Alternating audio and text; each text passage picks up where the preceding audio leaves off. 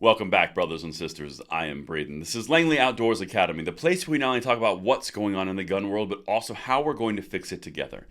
Now, the content that we're going to talk about tonight is yet another state has introduced another assault weapons ban, and they are now officially careening towards the Supreme Court nationwide. This is something that you're going to need to know about because it points to something larger, i.e. the Supreme Court. Everything's going to be linked in the description box below, and I cannot wait to hear what you guys think on this one in the comments.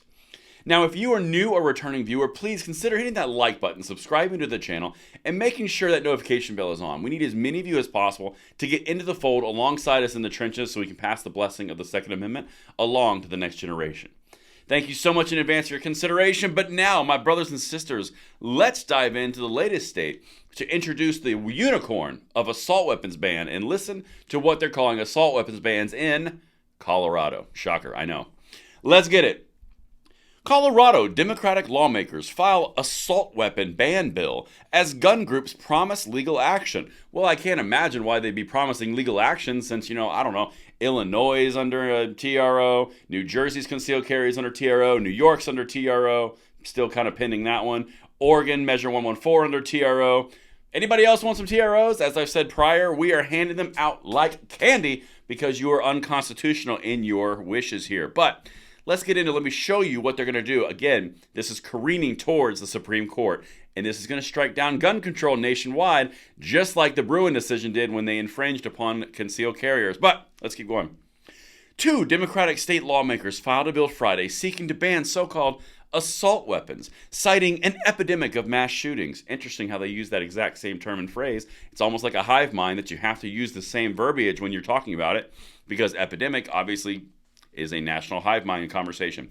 The bill does not appear to ban ownership of these guns, only the future sale, transfer, or manufacturing of them in Colorado. Well, isn't that interesting? They're the bane of all existence. They're the cause of all problems. If you got rid of them, the world would be a greater, greener, amazing place. However, this bill, you still keep every single one of them that exists in population. You just can't do new ones. So I guess the ones that exist don't really have any kind of negative outcome.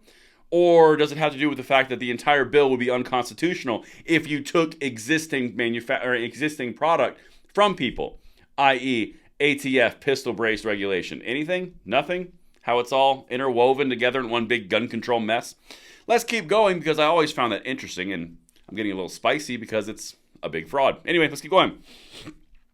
The bill filed Friday by State Representative Elizabeth Epps and State Senator Rhonda Fields spells out what would be banned and who the ban would apply to if it were to become a law.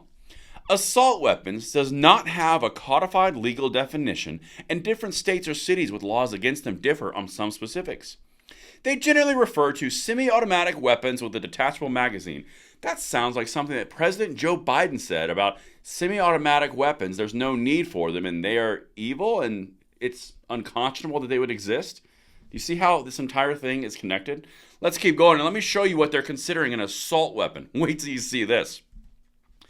Dubbed HB 23 and 1230, the bill defines assault weapons using various criteria, such as a rifle having a detachable magazine and one of the following features. Wait till I show you this list.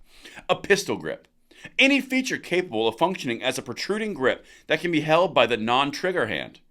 A folding, telescoping, thumbhole, or detachable stock that is otherwise foldable or adjustable in a manner that operates to reduce the length, size, and or in any other dimension, or otherwise enhances the ability to conceal the weapon. A flash suppressor, standard issue. A functional grenade launcher. Well, thank God that's in there, because that would make it an assault weapon, not a destructive device that's covered underneath an FFL license or anything. No big deal. A shroud attached to the barrel, or that partially or completely encircles the barrel, allowing the bearer to hold the firearm with the non-trigger hand without being burned, but excluding a slide that includes the barrel, or a threaded barrel. So those are the things that constitute an assault weapon. This is also going to catch handguns. Don't believe me? Look what the next line in the sentence is here. It would also ban certain handguns and shotguns with certain features. The full text of the bill can be read here. It's linked below if you want to see it. If passed, violating the ban would be a Class 2 misdemeanor, punishable by up to 120 days in jail, and or a fine of $750. So, effectively, You have ARs or assault weapons that are the big problem, including handguns, by the way, with any of those criteria. They're the big problem. So you can keep them under this bill. It's an assault weapons ban bill, but you can't get rid of the old ones. You just can't get new ones. So I guess the problem is not the old ones, it's only the new ones. The level of silly that this is epic. Not to mention the fact that when you have Oregon, Washington, Illinois, let's see some other states.